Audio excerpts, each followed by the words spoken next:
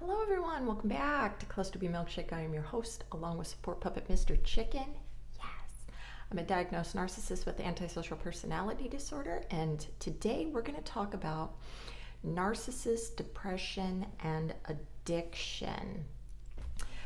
I was reading, or I am reading, I don't want to talk about it, Overcoming the Secret Legacy of Male Depression. So this video's for my boys, okay? Anyone who has a male in their life should read this book. You have a father, whether he's in your life or not, sons, a husband, a boyfriend, baby daddy, whoever. You have men in your life.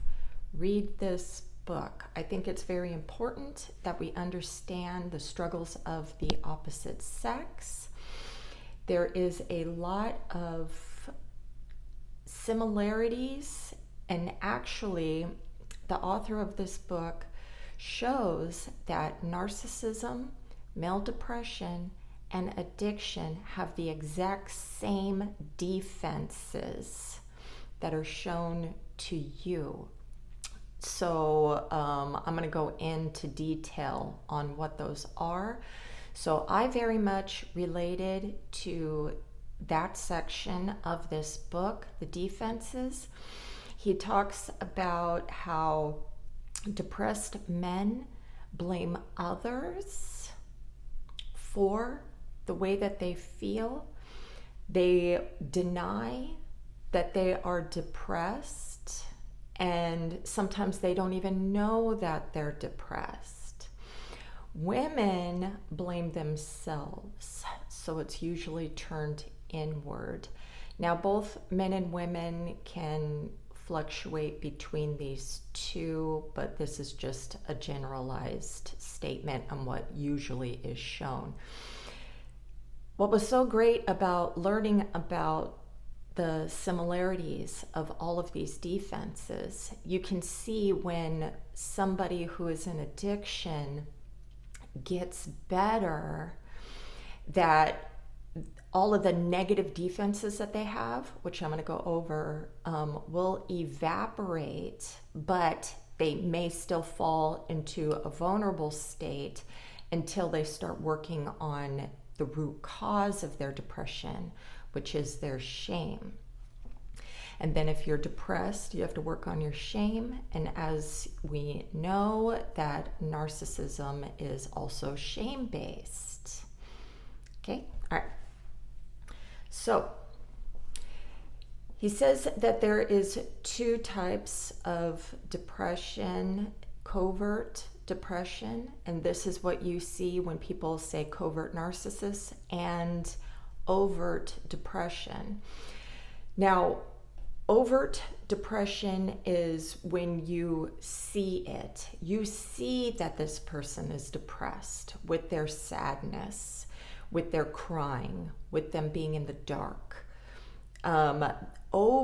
Covert depression is the mask for depression. Okay, so this is where you see when addictions are to hide their depression, or because they can't deal with their feelings.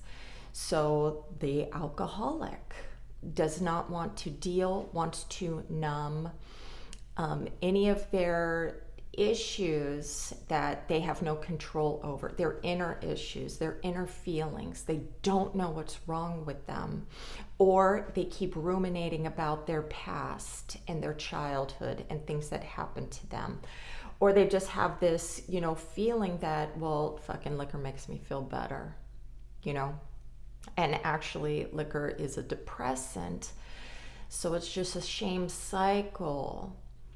You drink to rid yourself of shame, and then it causes you more shame. This is also with sex addiction, which some people don't believe. I'm not saying that, I can't stop, I can't. The thing is it's a shame addiction. You're addicted to shame. So you do the sexy time or the porn, time, And then to alleviate your depression with the feel-good hormones, and then you feel shame. And then you do it again, feel shame. Then you do it again, feel shame.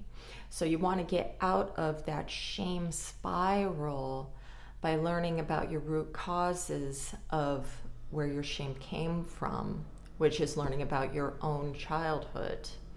Okay? This goes for drugs, compulsive shopping, gambling, any addiction, okay, is a defense against shame. The workaholic, always working, everything. It goes all into detail in the book why men will be workaholics and the feelings behind it and where it came from, all of these root causes, and why they have to, it's not, it's your ego boosting, is protecting yourself from feeling low. And sometimes men, they're work, money.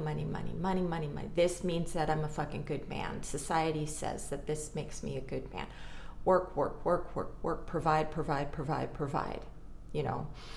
And then what causes the depression from that work, now you can get a lot of gratification from that work, but if that work causes you stress causes depression, okay? A need for sex. Covert depression is you have a very high sex drive or you have a very low sex drive. So sometimes even your male spouse doesn't want to have sex, or they can't, because depression makes the ramalama ding dong not be able to function properly. It's psychological. This causes a lot of shame in men that they can't perform. My boys, it's okay. Okay? But we got to work on this shit so you can be full inside of yourself, okay? Affairs. Men will have multiple affairs, which is also covering for their depression. Anger, being irritable, violent, brooding, this is all a cover for their depression. Working out obsessively, perfecting their body image. Multiple romantic partners, meaning one after another, and rebounds, being in situationships, friends with benefits, because you can't be intimate. Opening up to somebody is very scary. Also, you don't know how many times that I hear men say, the woman's going to use it against me. And I really do believe it's because your parents used your vulnerabilities against you. And then you meet women that are like your parents, and then they are doing this to you. So it's this perpetual cycle of fucking, you're bringing this shit into your life, but you don't know why. And so you get to blame these people that are coming into your life. You get to blame them for your depression. I do this, okay? Being impulsive, adrenaline seeking, riding motorcycle. This is fucking in here. Not only did I read this one, I'm reading Unmasking Male Depression, Unmasking Male Depression, but that's more Christian based, so it might turn some people off. But it does talk about how Christian men are struggling with all of these same things. So if you are into dogma and religion in that way, definitely read that too, and then you won't feel alone. All right, what else? Okay, so causes of depression. I said stress, and stress can be related not only to work, but can be related to money issues, That's a big one, and that's a huge one when you're fighting with a spouse. It's always money, money, money. Family issues with your own children or your adult parents. Your spouse, of course, relationships, boyfriends, girlfriends, friendships, co-workers, or loneliness is going to cause depression, okay? Nothing in life is good enough. You need more, more, more. So you're never satisfied with even small wins in life. It's not good enough. You can't hold on to those positive feelings. Okay. And of course, childhood trauma, physical, emotional, and sexual abuse. This is going to be the core of your shame, why you are depressed, and why you use the grandiose defenses that you're better than everyone else. You have to wear this false mask out into the world and be the best. This is all part of covert depression.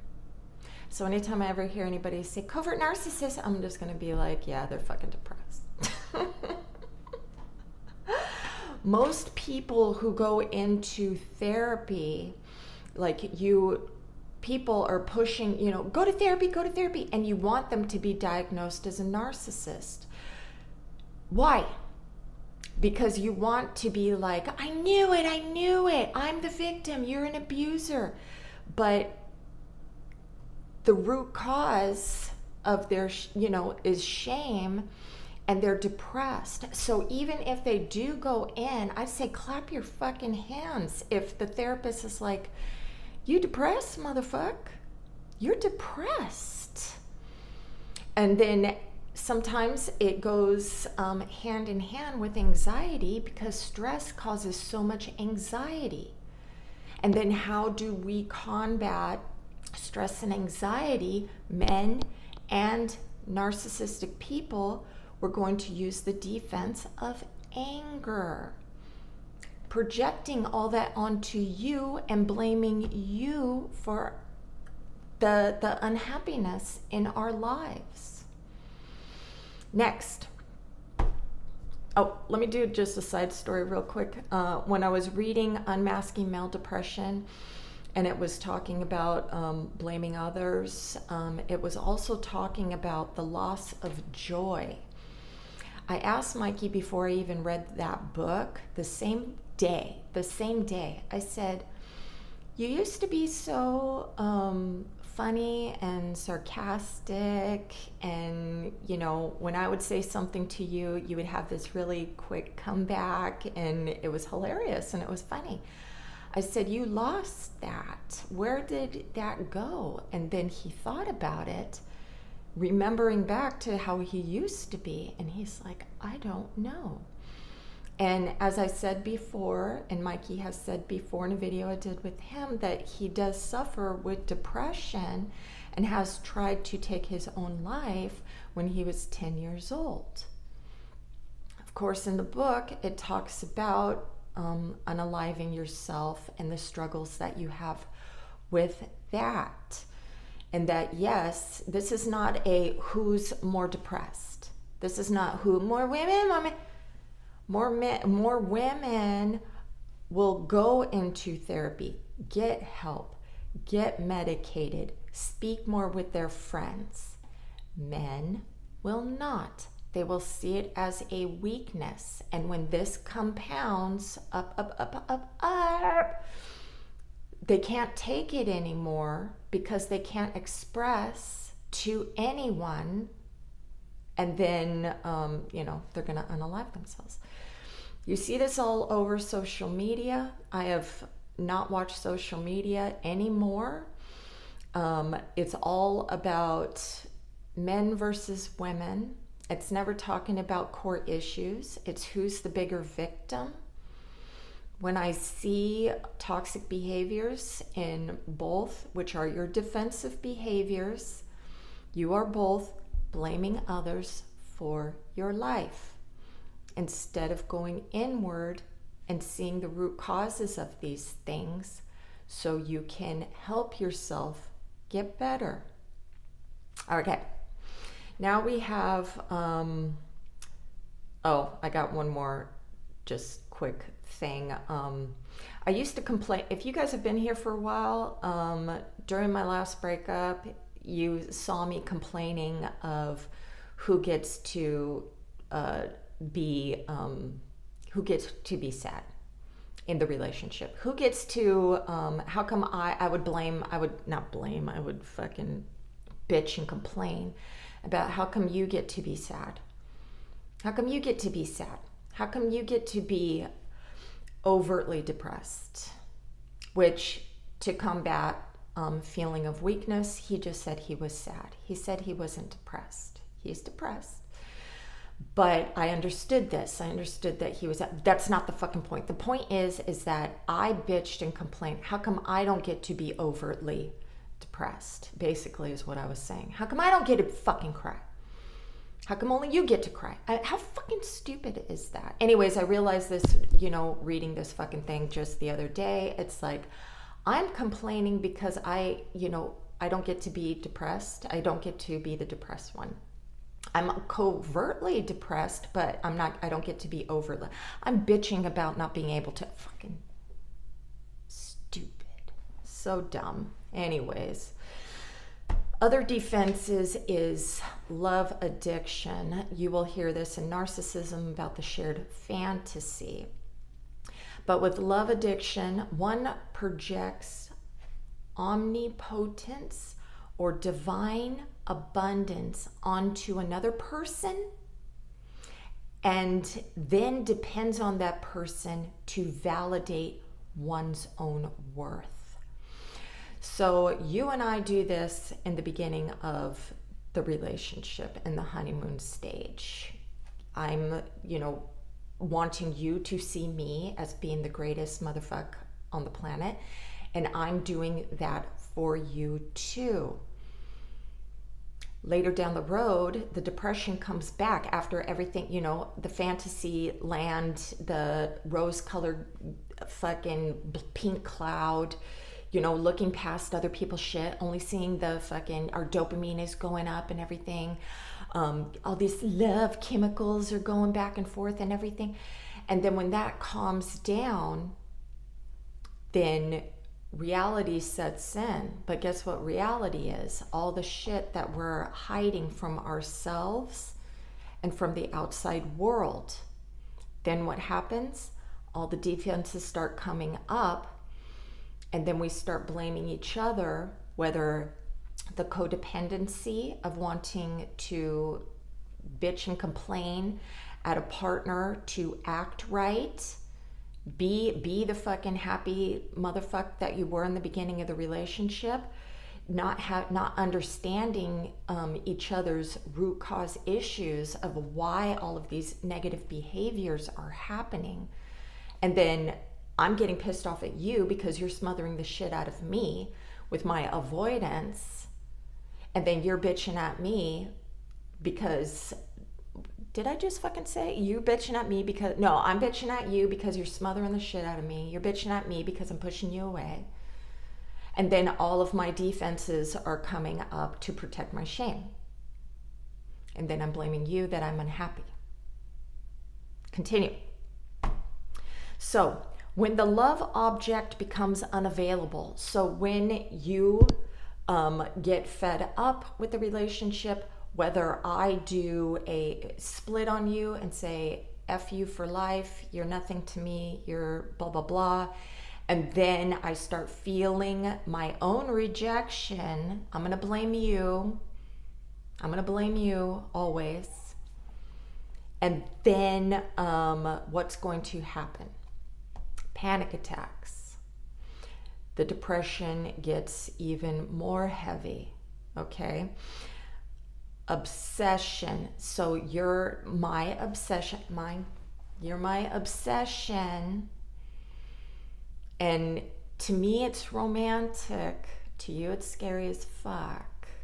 if these things start happening, which is a psychotic breakdown, stalking, murder, and unaliving of the self. So please read please read this, please. It's very important that you see the signs. If you care about your partner, you want to have them, read these things or ask them questions. Reassure them that they're not weak. Reassure them. Tell them how strong they are for dealing with these issues that they're hiding, even though that they have negative coping mechanisms, and reassure them that they're fucking badass for taking on this shit for so long, but they need help. Otherwise, they're going to lose everything. And sometimes they would rather sabotage a relationship with you and be isolated and alone, and then find somebody new who doesn't know these things about them. Okay? All right, I got more. When a depressed man feels victimization, this is abandonment, disrespect, shame, rejection, he uses rage to pump up his sense of deflation. Research shows that rage what the fuck did I write? Simultaneously releases adrenaline, which speeds up the autonomic nervous system, and endorphins, which act as a body's own opiates. Have you ever felt after getting angry at somebody? Now, I've always said that I am defending myself against you. Okay? I'm defending myself. Reactive abuse goes both ways. Now, the reason why I'm attacking you is because of some PTSD response from the past. And then I could be doing the same thing from you, but it's all in present time, right? I'm being a dick, and then you are going to be a dick back. And it feels good to unleash that anger. Sometimes you'll see somebody who is just angry all the time. You can just feel that fucking energy. You can see it in their face. You can see how they're moving shit around or whatever. You can huffing and puffing, whatever. And you can see that they're just a volcano waiting to explode. And then when they do unleash that anger, then they feel fucking better. But then, just like I said with porn addiction, where it's like you want to release, and then you feel shame, and then it's just in a fucking circle. Now, some people won't feel any shame because they can't identify what the fuck that is. They don't know what fucking shame is because their defense is so grandiose and so blame you for everything that they're not even going to feel their shame. All right, let's continue.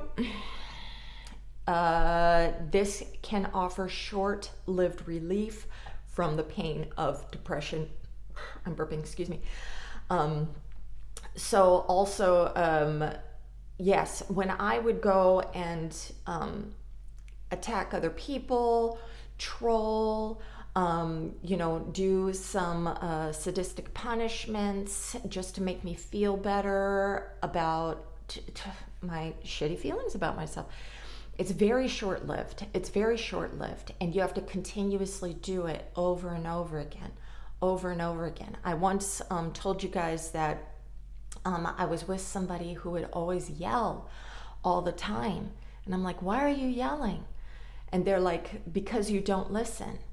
And it's like, that obviously that's bullshit, because getting your words across no matter what, it's an intimidation tactic, and he's getting release from all of this built up anger inside, wanting you to hear, wanting him to control the environment.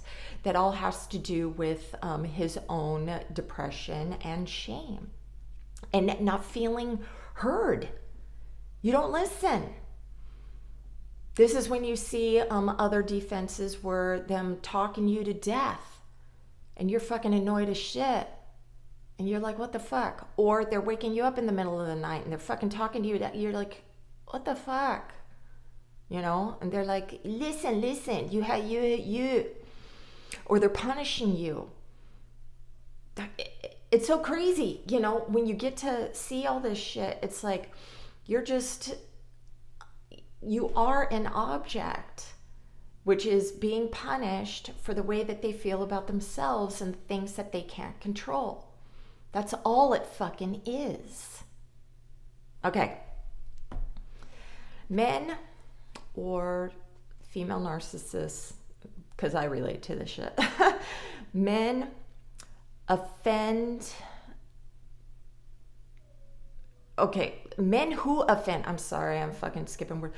Men who offend must first be brought from shamelessness behavior into the experience of their forgotten appropriate shame. So there's healthy shame, feeling healthy shame. This helps us also learn and correct our behaviors that we are, projecting outwards. Like, I didn't know that I had shame until I started watching videos and being like, oh fuck, I do that shit. So, I got to experience shame for the first time. And then I learned from that. So this is true. But first you have to realize that it's there, that was instilled in you when our brains were very little. So what do? Okay, first, we have to figure out where our shame stems from. So learning about our own childhood traumas and the abuse that we went through, first we have to understand that. We have to look at it. We have to see it. I talk to a lot of people who are like, no, my fucking family was great. And and then you talk more, and then you see the things that were lacking in your relationships that you really needed as a child. And in the book Facing Codependence by P.M. Melody, it talks about how we were supposed to be raised versus how we were raised, from the micro to the mac, okay? So it's important to read about these things and to understand them. Then when you understand them, then we learn about what our defenses are and we take responsibility for them. So we learn all that. This is why. So you stop blaming everybody else. You take responsibility for your own behaviors. Then you need a support system, a therapist, group, a partner who's also working on themselves and not shaming you. Then spiritual or ego deconstruction. I really think that this is very important. It creates a better outlook on life. Getting rid of negative influences, social media, bad people, and creating inner peace. And then lastly, relationship building.